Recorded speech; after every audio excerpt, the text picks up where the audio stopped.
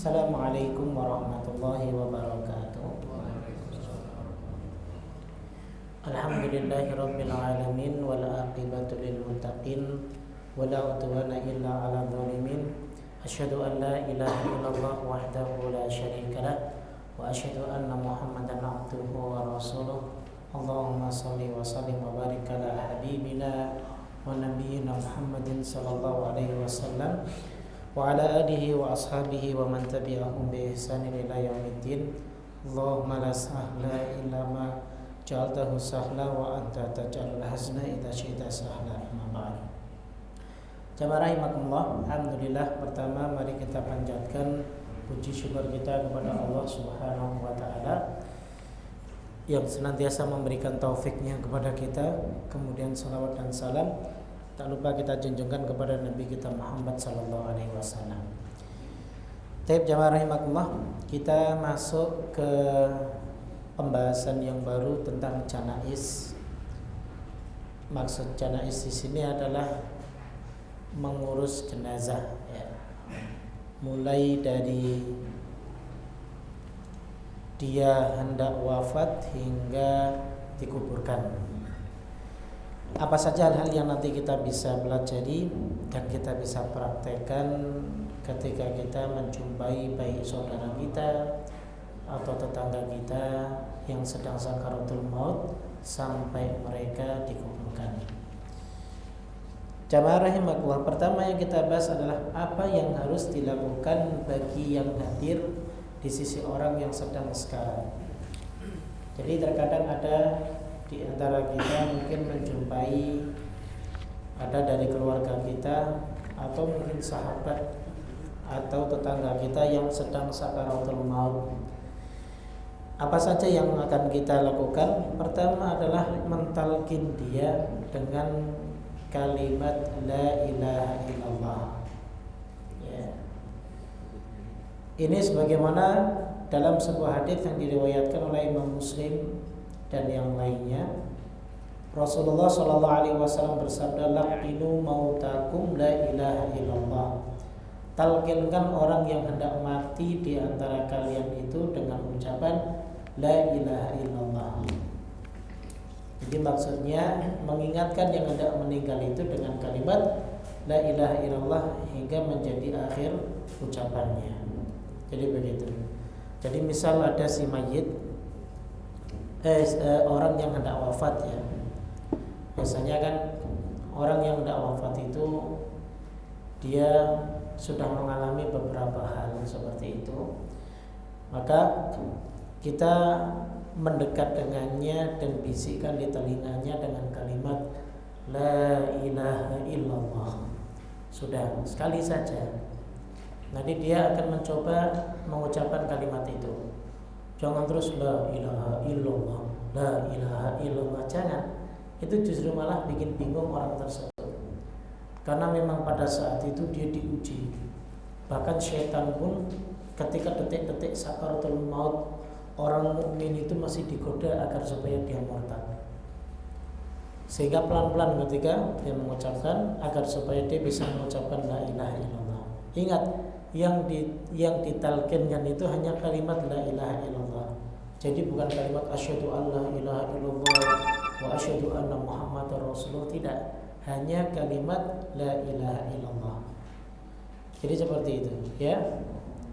Kemudian andaikan kita sudah ajarkan la ilaha illallah, dia sudah mengucapkannya la ilaha illallah, lalu kemudian dia bilang minta air.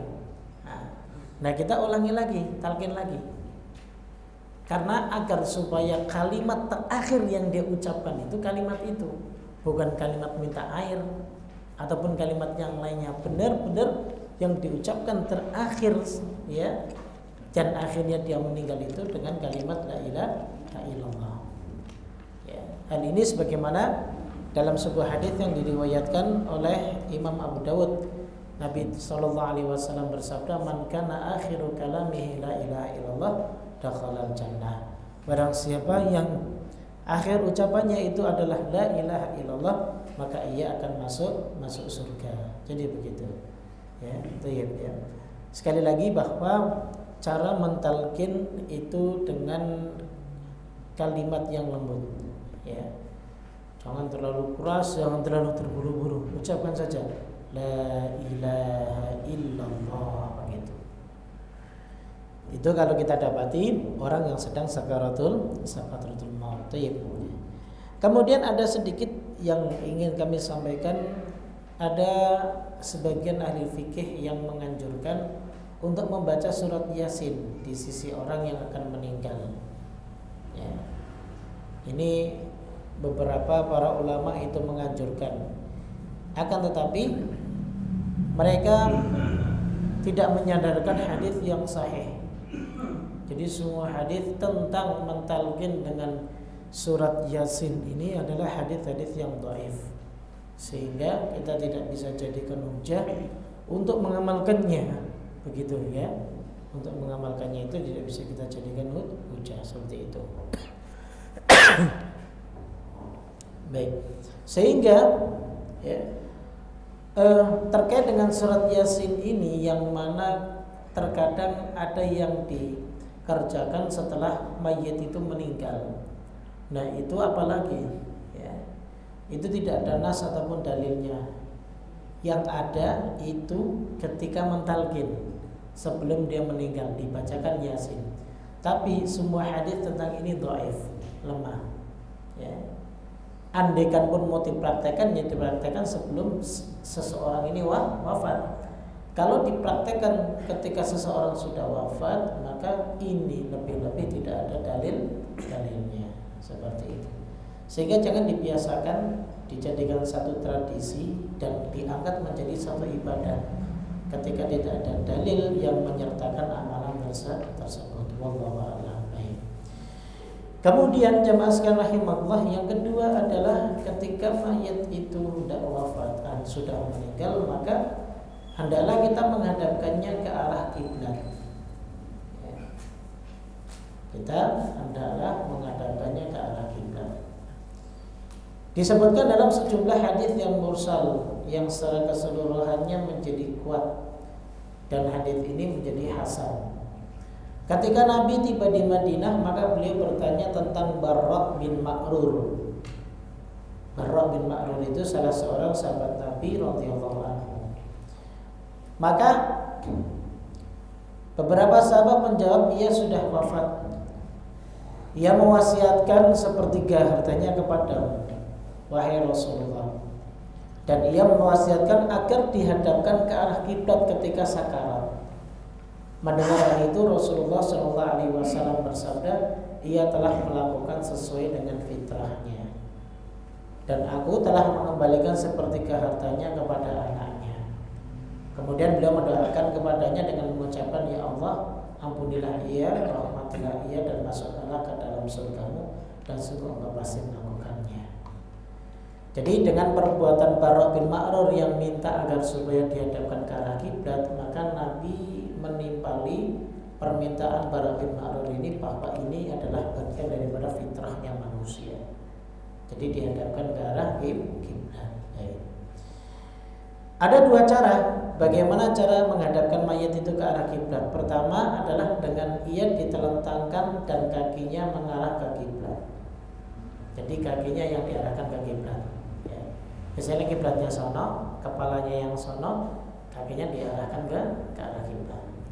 Begitu.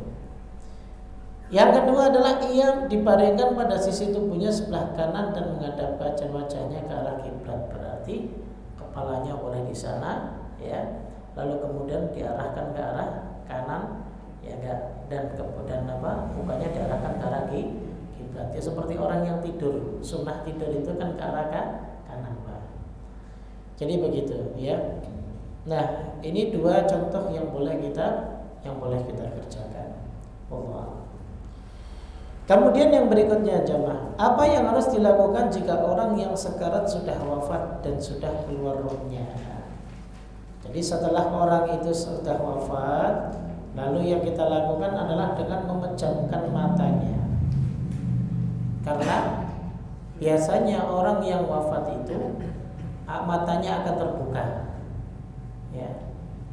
Dan itu bukan berarti orang yang wafat matanya terbuka itu orang yang sedang diazab oleh Allah dan susah dicabut ruhnya, tidak.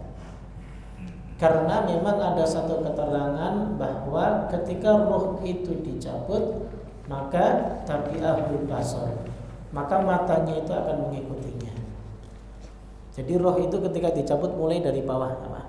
Ya, misal nih manusia ya, ini kepalanya, jadi dicabut dari sini nih. Terus kaki sudah tidak berfungsi, kemudian sampai pinggang ke ginjal jadi nggak berfungsi lagi, terus ke atas, semua organ tubuh jadi nggak berfungsi semuanya, ke jantung, lalu terus ke atas sampai dicabut dari pun-punnya. Nah ini ruhnya dicabut dari sini, sehingga kedua matanya nanti akan melihat, mengikuti. Istilah orang Jawa bilang apa? Mendelik ya. Jadi makanya terbuka. Nah, pada saat itu maka hendaklah kita menutupkannya. Jangan sampai dibiarkan untuk terbelalak. Terkadang karena sudah lama sehingga ditutup sulit. Nah, nanti kita boleh menggunakan plester atau apa boleh. Ya, ditutupkan. Agar supaya tidak ada statement-statement yang buruk. Oh, ini orang matinya seperti tidak. Memang orang wafat itu begitu. Jadi mengikuti. Ya, matanya. Kalau yang masih baru-baru masih bisa dipejamkan. Tapi yang mungkin agak sudah lama itu kadang agak sulit dipejamkan. Lah boleh kita menggunakan plester untuk menutupnya. Jadi seperti itu, ya. Baik, itu yang pertama. Kemudian yang kedua, ada beberapa perkara lain yang disebutkan oleh para ulama fikih. Di antaranya pertama adalah mengikat di bawah dagunya dengan kain atau pita panjang yang diikat dari atas kepalanya, agar dagu sebelah bawahnya tidak menurun, lalu terbukalah mulutnya dan mengering sehingga mulutnya tidak dapat tertutup kembali. Jadi diikatkan ya sini. Nah ini. Kemudian melemaskan persendiannya dan jari jemarinya. Nah, dilemaskan. Yaitu dengan cara menarik lengan bawahnya ke lengan atasnya, betisnya ke pahanya dan pahanya ke perutnya, lalu mengembalikannya ke kondisi semula agar menjadi lemas, mudah dimandikan dan dikafankan. Tapi ingat ya, jangan terlalu kasar. Ya. Ingat bahwa sesungguhnya memecahkan tulang mayit itu seperti memecahkan tulang orang yang hidup. Ya, memperlakukan mayit itu harus sama seperti kita memperlakukan orang yang masih hidup. Andaikan pun memang sulit, ya sudah, jangan dipaksakan. Terkadang ada orang yang suka mandikan mayit itu plak kayak gitu. Itu nggak boleh jemaah, dilarang itu. Ya, kalau ada yang begitu jangan dipakai. Ya, berarti dia tidak memuliakan mayit. Padahal kita disunnahkan untuk memuliakan mayit gitu. Kemudian berikutnya melepas pakaiannya agar tidak keluar dari tubuhnya sesuatu yang dapat merusak dan mengotori pakaiannya ketika dilepas darinya. Segera dilepas pakaiannya. Kemudian berikutnya hendaklah mayit diletakkan di atas tempat tidur atau sejenisnya agar lebih terpelihara. Mungkin pakai dipan ya, ataupun pakai apa? Soalnya kalau di bawah itu akan gampang rusak jasadnya. Jadi begitu. Diletakkan di atas. Kemudian meletakkan suatu benda yang berat di atas perutnya agar tidak menggelembung. Ya, karena semua udah nggak berfungsi. Jadi mungkin ya orang hidup aja kan gampang masuk angin ya, gampang gelembung, apalagi orang yang sudah wafat. Makanya diletakkan apa kayak di atasnya mungkin buku yang tebal atau apa agar perutnya itu tidak menggelembung. Nah itu seperti itu. Kemudian jemaah sekalian rahimakumullah, yang berikutnya adalah mendoakannya. Nah baru kita doakan. Misalnya doa di sini yang dicontohkan, Allahumma ighfir li Abi Salamah warfa' darajatahu fil mahdiyyin wakhlufhu fi aqibihi fil ghabirin waghfir lana wa lahu ya rabbal alamin wa afsil lahu fi qabrihi wa nawwir lahu fi. Itu mungkin kita sedang takziah mungkin ya, lalu kemudian kita doakan si mayat tersebut. Maka inilah salah satu di antara sunnah yang diajarkan oleh Nabi sallallahu alaihi wasallam. Kemudian berikutnya adalah menutup seluruh tubuhnya dengan kain, ditutup. Ya. Tutup. Dan yang kelima, menyegerakan pengurusan jenazahnya dan mengantarkannya ke pemakaman. Seperti itu. Asri'u bil janazah, kata Nabi. Bersegeralah membawa jenazah. Fa in taku salihatan fa khairun tuqaddimunaha alaihi. Jika ia adalah orang yang baik, maka itu adalah kebaikan yang kalian segerakan. Wa in takun ghairu dzalik, jika ia adalah sebaliknya, fasyarrun tad'unahu an riqabikum, maka itu adalah keburukan yang kalian turunkan dari leher-leher kalian. Begitu, ya. Dan termasuk menyegerakan pengurusan jenazah ialah mempercepat proses pemandikan, memakafani, menyiapkan dan bersegera membawanya ke kuburan. Seperti itu. Baik, kemudian yang berikutnya adalah yang keenam, bersegera melunasi hutang-hutangnya. Ya, kalau sudah semua, yang terpenting itu adalah hutang-hutangnya. Jangan diminta warisannya dulu, tapi hutang mayit itu yang lebih utama. Begitu ya. Terkadang ada sebagian dari kaum muslimin itu terkait dengan hutang mayit ini diakhir-akhirkan. Ya. Jangan, kasihan. Karena kata Nabi SAW, nafsul mu'min mu'allaqatun bidainihi hatta yuqda anhu. Jiwa seorang mukmin itu bergantung pada hutang-hutangnya hingga dilunasi.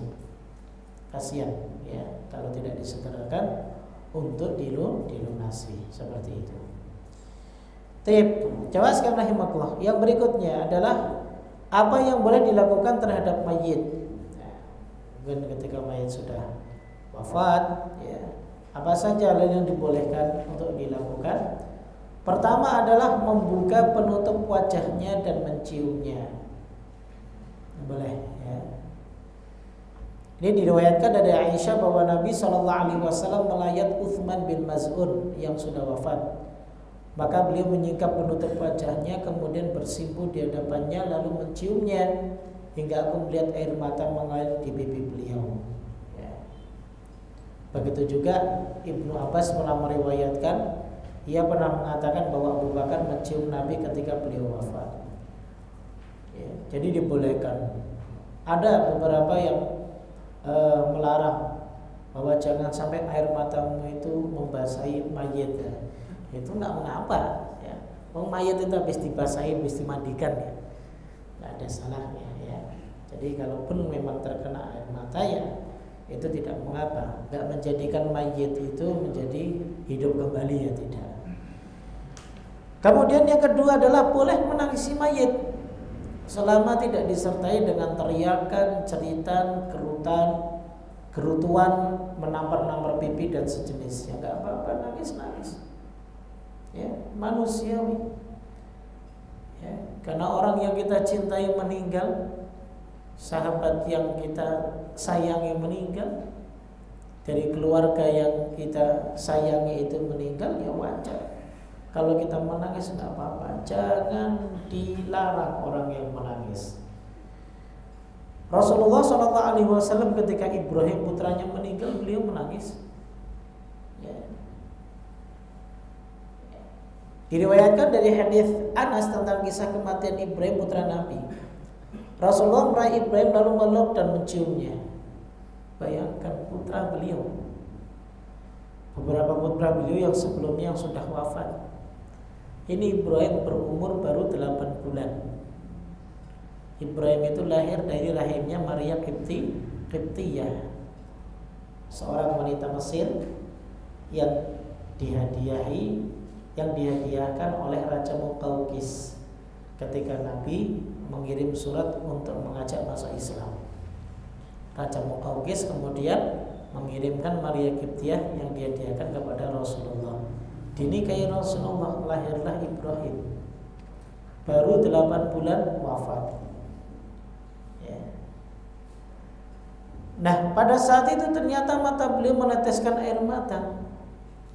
Melihat kejadian itu, Abdurrahman bin Auf berkata kepada beliau, "Apa engkau juga menangis ya Rasulullah?"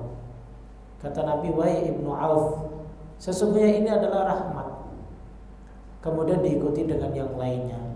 bersabda, Innal 'aina tadma' wal qalba yahzan. Sesungguhnya mata ini meneteskan air mata dan hati ini bersedih. Wala naqulu illa ma yurdi rabbuna. Tetapi kami tidak mengucapkan kecuali apa yang diridai oleh Rabb kami. Wa inna bi firaqika ya Ibrahim la mahzunun. Dan sesungguhnya kami merasa sedih atas kepergianmu wahai Ibrahim. Ya. Jadi dibolehkan. Ya. Baik. Dari sini ada dua faedah. Ya. Sekedar menangis mayit itu tidak dilarang. Tapi yang dilarang adalah ketika menangis sambil mengatakan Allah enggak adil. Ya. Kenapa anak saya yang diambil? Kenapa bukan anak si fulan yang enggak pernah sholat? Kenapa bukan anaknya orang kafir ini? Kenapa bukan ini? Kenapa baru 8 bulan diambil ya Allah? Boyaku saja yang diambil. Nah, ucapan-ucapan seperti ini berarti dia sedang menentang takdir Allah. Itu enggak boleh. Haram yang di sini dilarang. Ya. Itu begitu. Kemudian ada sebuah hadis yang mengatakan bahwa sesungguhnya mayit itu akan diadab disebabkan karena tangisan keluarganya. Maka hadis ini bukan yang dimaksud ya, teradabnya mayit itu karena tangisan keluarga, tidak, akan tetapi jika orang yang mau meninggal ini berpesan, misal nih sang suami udah sekarat, istrinya hadir, sayang kalau saya mati ntar ditangisi, kamu sedih gak gitu? Sedih dong ya, biar kamu nangis-nangis begitu. Misalnya bapak, nak kamu gak sayang sama bapakmu, kalau bapakmu mati kamu nangis ya sejadi-jadinya begitu. Dan ini pesan-pesan seperti ini sehingga ketika ketika bapaknya meninggal benar, anaknya menangis, sedih. Nah inilah yang dijadikan teradabnya sang mayit tersebut. Jadi begitu. Ini yang dikatakan oleh jumhur ulama. Wallahu taala a'lam bishawab. Baik. Kemudian yang berikutnya jamaah rahimakumullah adalah apa yang wajib dilakukan oleh kerabat mayit, terutama kaum wanita bila kabar kematiannya telah sampai kepada mereka. Sabar. Ya, apalagi para wanita ini lemah imannya. Ya. Ketika mendapatkan musibah, terkadang dia langsung saja ya, ada di antara mereka yang tidak sabar, ya, nangisnya meronta-ronta dan yang lain sebagainya. Kembalikan kepada Allah, bersabar, lalu kemudian beristirja, inna lillahi wa inna ilaihi raji'un.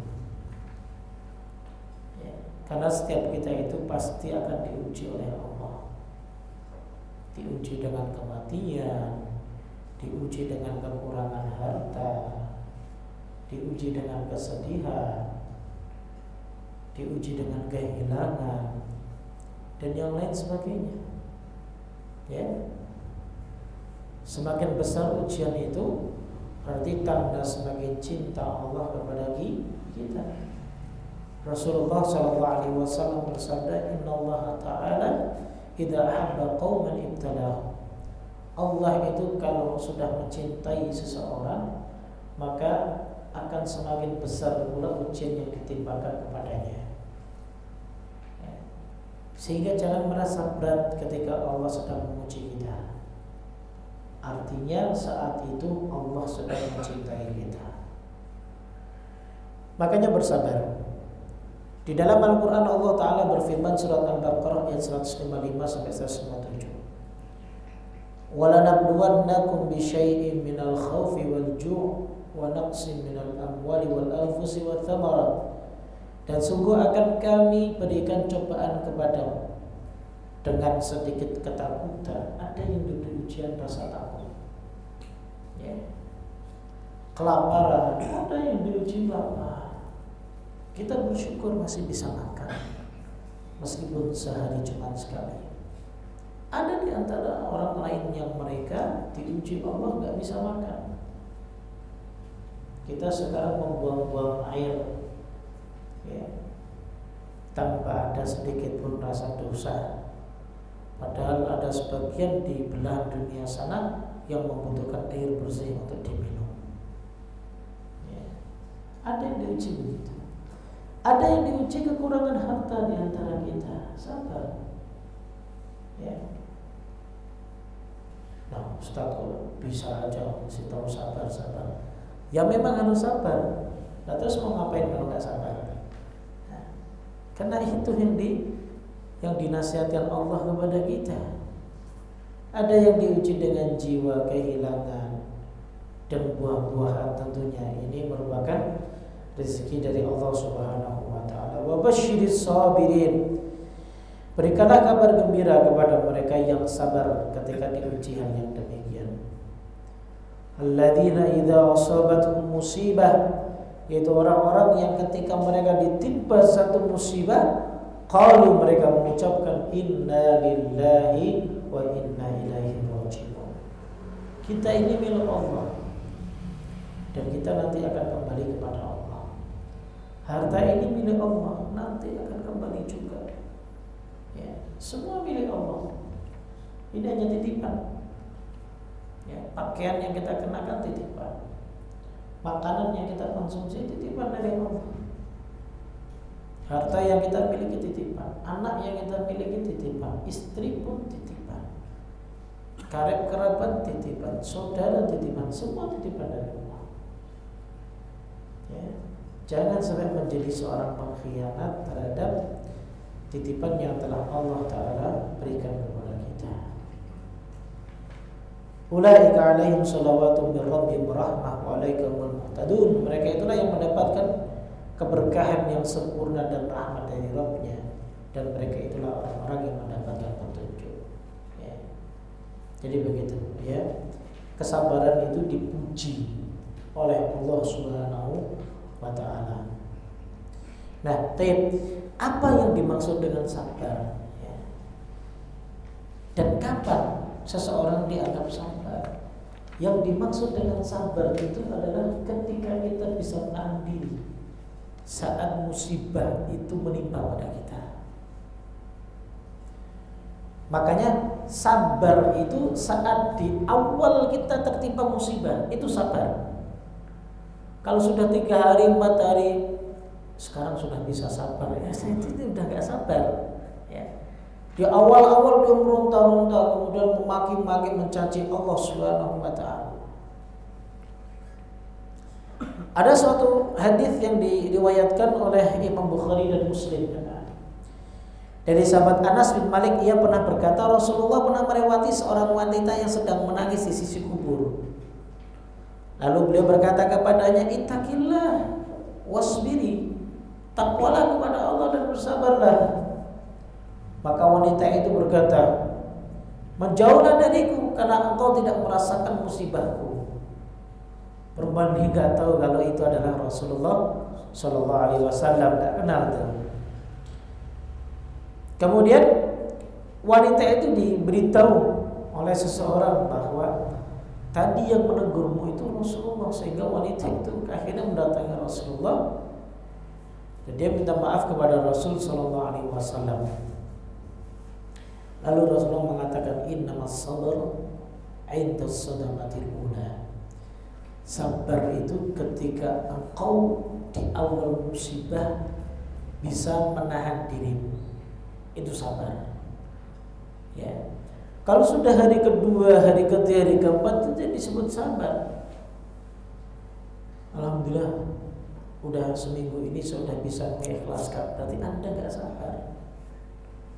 Itu bukan bentuk sabar. Sabar itu saat tertimpa, kemudian kita bisa kuat menahan diri, akan nggak mengucapkan ucapan buruk, nggak melakukan perbuatan-perbuatan yang buruk, itu sabar. Dan janji orang yang sabar ketika dia ditimpa musibah akan dihapus dosa-dosanya. Ya. Subhanallah. Ya. Ada satu riwayat dari Ummu Salamah. Ia pernah berkata, aku pernah mendengar Rasulullah Sallallahu Alaihi Wasallam bersabda, ma min muslim tusibuhu musibah fayaqulu ma amarahu Allah.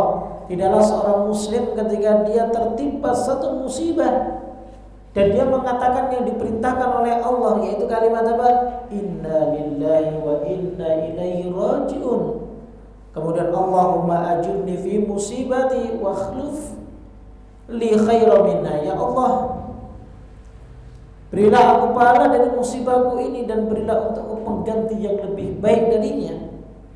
Illa akhlafallahu lahu khairan minha. Melainkan Allah pasti akan mengganti yang lebih baik darinya. Ya, apapun musibah yang menimpa pada kita, inna lillahi wa inna ilaihi raji'un. Allahumma ajirni fi musibati wa akhlifni khairan minha. Berdoalah seperti itu. Ya. Nah, itulah yang harus kita lakukan ketika kita tertimpa musibah. Baik. Kemudian yang terakhir, ya, tentang perkara yang diharamkan atas kaum wanita dari kerabat mayit dan selainnya ketika meninggal. Pertama, meratap atau bisa disebut sebagai niyahah. Ini nggak boleh, haram, karena dapat membangkitkan kesedihan dan menghilangkan kesabaran. Dan ini bertentangan dengan sikap pasrah menerima ketetapan dan menaati perintah Allah. Nabi SAW bersabda, ada 4 perkara di tengah umatku dari perkara jahiliyah yang tidak mereka tinggalkan. Pertama, tafakhur bil ansab, terlalu membangga-banggakan keturunan. Ini nggak boleh. Ini perkara jahiliyah. Bapakku ini, saya keturunan ini dan sebagainya. Ini perkara jahiliyah, nggak boleh. Anda siapa? Bapak Anda siapa? Bapak saya kiai loh, jadi saya bisa selamat dari neraka. Gak bisa. Anda siapa? Bapak Anda siapa? Ya. Kalau mau masuk surga, beramal sendiri. Seperti itu. Yang kedua adalah mencela nasab. Yang ketiga adalah meminta hujan kepada bintang-bintang. Dan yang keempat adalah meratapi mayit ataupun disebut dengan niyahah. Dan dalam riwayat lain, Nabi SAW bersabda, wanita yang meratap jika tidak bertaubat sebelum matinya, maka ia dibangkitkan pada hari kiamat dengan mengenakan pakaian yang terbuat dari cairan timah yang panas dan pakaian yang terbuat dari penyakit kulit. Waliyadzubillah. Ya, antum tahu penyakit kulit, kudis itu kan? Kalau pada ngelupas itu, nah itu nanti dipakaikan kepada orang yang sudah meratap. Ya, wanita. Jadi orang-orang jahiliyah itu dulu gitu. Kalau suami mereka meninggal, wanita-wanita itu mereka masih aja di pinggir pintu, di tengah-tengah pintu rumah mereka sambil teriak-teriak meratap. Gitu. Ya, ini tidak diperbolehkan. Ini perkara jahiliyah. Ya, jadi begitu. Kemudian yang berikutnya, yang kedua adalah memukul-mukul pipi dan merobek-robek pakaian. Sudah nangis-nangis, lalu kemudian dia merobek-robek bajunya, dia pukul-pukul pipinya. Maka ini nggak boleh. Nabi SAW bersabda, "Laisa minna man latamal khudud wa syaqqal juyub wa da'a bid'awal jahiliyah." Bukan termasuk golongan kami orang yang menampar-nampar pipi, merobek-robek pakaian dan berseru dengan seruan jahiliyah. Syaqqal juyub, maksudnya wanita merobek pakaiannya dari belahan dadanya. Karena suamiku meninggal, robek begini, ya kan? Orang semua lihat kan, robek-robek. Saking keselnya begitu. Ya. Lalu pukul-pukul pipinya, gini. Dan meratap dengan sebutan-sebutan yang buruk, ini nggak boleh. Kemudian yang keempat adalah mencukur rambut, diacak-acak, membiarkannya acak-acakan. Ini udah nggak boleh. Ini dilarang. Ya. Diriwayatkan dari Abu Burdah bin Abu Musa. Ia berkata, Abu Musa menderita sakit lalu ia pingsan, sementara kepalanya di atas pangkuan salah seorang istrinya. Maka berteriaklah salah seorang wanita dari istrinya, namun Abu Musa tidak mampu untuk membalas ucapannya. Ketika Abu Musa Asy'ari yang berkata, aku berlepas diri dari perkara yang mana Rasulullah berlepas diri darinya. Sesungguhnya Rasulullah berlepas diri dari as-saliqah, al-haliqah, dan asyaqah. As-saliqah itu adalah wanita yang mengeraskan suaranya ketika tertimpa musibah. Ya. Al-haliqah itu adalah wanita yang mencukur kepalanya ketika tertimpa musibah. Dan asyaqah adalah wanita yang mencabik-cabik pakaiannya ketika tertimpa musibah. Ini nggak boleh. Ya. Ini sekali lagi kebiasaan orang-orang China. Tapi saya kira kalau orang Indonesia, wanita yang beriman ya tentunya nggak seperti itulah. Ya. Artinya ya bukan orang Indonesia, ya orang yang beriman itu pasti dia akan mampu untuk menahan dirinya lah. Gak mungkin melakukan perkara seperti itu. Karena kenapa yang dilarang semua wanita? Ya, karena memang yang rentan itu adalah wanita. Ya. Selalu kesabarannya itu ketika tertimpa musibah ya, jauh ya, daripada ketika laki-laki itu tertimpa musibah seperti itu. Kemudian diriwayatkan dari seorang wanita mukminah yang ikut berbaiat kepada Nabi, yang mengatakan salah satu perkara ma'ruf yang diambil baiatnya oleh Rasulullah atas kami agar kami tidak melanggarnya. Kami tidak mencakar-cakar wajah, mengutuk, mencabik-cabik pakaian, dan tidak mengacak-acak rambut ketika terjadi musibah. Artinya sampai sebegitunya Nabi SAW ketika membaiat para wanita. Kenapa demikian? Ya karena memang ini para wanita itu rentan seperti itu. Ya, rentan untuk apa? Rentan untuk melakukan perkara-perkara yang demikian. Nah, selesailah pembahasan kita tentang masalah mulai dari seseorang yang hendak meninggal ya, sampai ketika dia meninggal. Ya, baik. Dan berikutnya nanti insya Allah kita akan masuk kepada cara memandikan, kemudian mengkafani, lalu kemudian mensolatkan, dan yang terakhir adalah bagaimana cara menguburkan sesuai sunnah. Wallahu ta'ala a'lam bishawab. Ada yang ditanyakan sebelum saya tutup, silakan. Waalaikumsalam. Su'ul khatimah, akhir yang buruk. Iya, akhir yang buruk. Akhir yang buruk. Jadi dia akhir kehidupannya buruk. Itu su'ul khatimah. Misalnya ditutup dengan kemaksiatan, dia mati dalam keadaan zina misal, dia mati dalam keadaan sedang berbuat maksiat, dia mati sedang dalam keadaan minum khamar, itu yang disebut dengan su'ul khatimah, akhir kehidupan yang buruk. Husnul khatimah ya adalah kematian yang baik, mati sedang dalam keadaan sholat, mati sedang dalam keadaan beribadah kepada Allah, sedang bersedekah mungkin, sedang di Masjidil Haram, sedang umrah atau haji, mati di waktu-waktu yang baik misalnya, maka itu disebut husnul khatimah. Begitu Mbak ya. Allahu a'lam bishawab. Ada lagi? Nah. Di sini kan poin yang kelima kan bersegeralah membawa jenazah. Kalau misalnya anaknya itu atau apa harus segera dikubur terus, apakah bisa ditunggu anaknya datang atau gimana? Tidak ada sunnahnya menunggu anaknya sampai datang. Apakah kalau anaknya datang kemudian bisa bangkit lagi kan enggak? Atau mungkin dia si mayat berpesan buka lagi, bangun lagi, kemudian ada yang belum dibagi seperti itu kan? Jadi nggak harus menunggu anaknya yang jauh. Anaknya di Saudi beli tiket 2 hari baru nyampe, ditahan gitu. Asri itu berjenazah segerakan. Ya. Jadi nggak ada sunnahnya menunggu karib kerabatnya agar sampai rumah terlebih dahulu. Begitu, langsung disegerakan. Kecuali kalau cuma nunggu 4 jam lagi, 3 jam lagi itu boleh. Ya, gitu. Yang lain.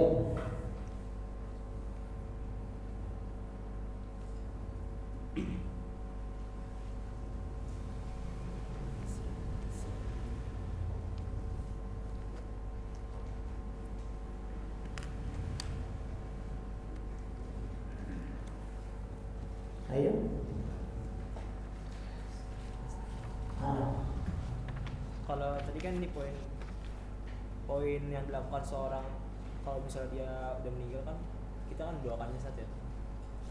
Kalau misalnya setelah sholat jenazah itu kita mendoakan juga. Baik, tidak ada syariatnya setelah sholat jenazah kemudian kita doakan. Loh, di sholat jenazah itu antum sudah mendoakan, mau didoakan apa lagi? Ya, jadi dalam runtutannya nanti pembahasan sholat jenazah ya, setelah orang disolatkan jenazah langsung dibawa, begitu. Ya. Prakteknya itu sebenarnya begini. Nanti dalam pembahasan sholat jenazah, karena memang prakteknya kita di zaman sekarang dengan zaman dulu itu beda. Kalau zaman sekarang itu harus disolatkan di masjid, padahal tidak ada nasnya harus disolatkan di masjid. Ya.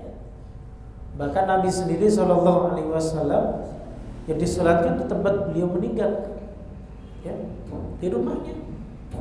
Orang yang datang nyolatkan, orang yang datang nyolatkan. Kalau ada jamaah banyak, bikin 3 shaf disolatkan, dan begitu. Jadi tidak harus sholatkan di masjid ataupun musola dan sebagainya, tidak harus. Jadi begitu, ya. Nah setelah itu ya sekiranya sudah ada yang mau mengantarkan, ya sudah langsung diantarkan.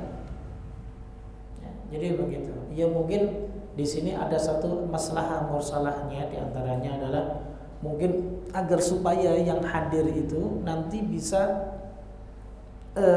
di antara mereka apakah mungkin ada yang berkas, ada sangkut pautnya dengan si mayit. Makanya mungkin setelah sholat jenazah mungkin bisa disampaikan, mungkin tidak akan sampaikan, mungkin ada di antara jamaah yang ada sangkut pautan hutang dan lain sebagainya, agar supaya menemui ahli warisnya, begitu. Itu diperbolehkan, ya. Tapi tidak ada mendoakan setelah sholat jenazah itu, nggak ada. Karena di dalam sholat jenazah itu isinya doa. Allahumma ighfir lahu warhamhu wa'afihi wa'fu anhu wa akrim nuzulahu wa wasi' madkhalahu waqsilhu bil ma'i wal thalji wal barad wa naqqihi bil khataaya terus. Ya kan? Itu semua doa kan? Doa. Ya. Doa untuk si mayit. Jadi seperti itu. Ya. Ya. Tayyib Allah. Baik, nah. Soalnya kita mengajarkan dan pemakaman jenazah di pemakaman. Oh nanti insya Allah Pak. Nanti biar seru sedikit Pak ya. Nah, insya Allah nanti dengar. Hukumnya apa Ustaz? Ada yang meninggal kerabat wanita ikut kuburan. Wah itu nanti juga itu Pak. Saat penguburan ya, insya Allah ya. Biar tertib insya Allah. Itu yang masalah tadi kan cukup la ilaha illallah. Iya cukup la ilaha illallah Pak. Tidak ada Muhammad Rasulullah apa? Hanya la ilaha illallah. Ali bin Abi Thalib, Abu Thalib dulu ketika wafat itu juga ditalkan dengan la ilaha illallah kan. Wahai pamanku, ucapkan la ilaha illallah. Kalimat itu yang nanti akan berhujah di hadapan Allah. Tapi Abu Thalib tetap tidak mengucapkannya. Jadi gitu. Jadi ini bukti bahwa kalimat yang diucapkan itu hanya kalimat la ilaha illallah, bukan yang lainnya. Begitu. Kalau batasan untuk mengubur jenazah itu gimana Ustaz? Misalnya dia meninggal udah menjelang sore gitu. Apa boleh besok paginya untuk baru dikubur lagi gitu? Tayyib. Sebenarnya nanti perkaranya menguburkan atau menguburkan ya. Sedikit menyinggunglah. Disegerakan boleh karena begini ada beberapa larangan untuk menguburkan jenazah di malam hari. Nanti insya Allah kita bahas ya. Tapi kalau memang itu tidak mendesak, ya boleh untuk dibesokkan nggak apa-apa. Tapi kalau dikhawatirkan jasadnya itu rusak, maka disegerakan. Bahkan sampai malam pun tidak mengapa tadi dilaksanakan. Jadi begitu. Prakteknya banyak.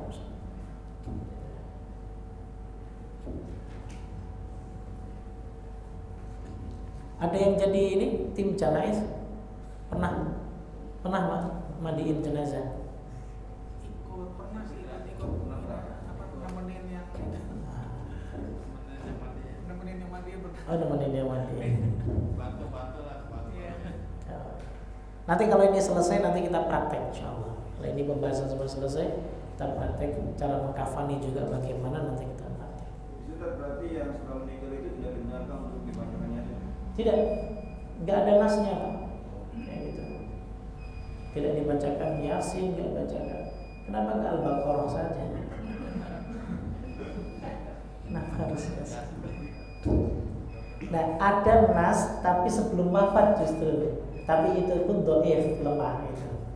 Jadi bacakan Yasin tapi sebelum dia wafat. Nah, di situ lemah. Baik ya, kita cukupkan. Subhanallah bihamdik, asyhadu an la ilaha illa anta astaghfiruka wa atubu ilaik. Assalamualaikum warahmatullahi wabarakatuh.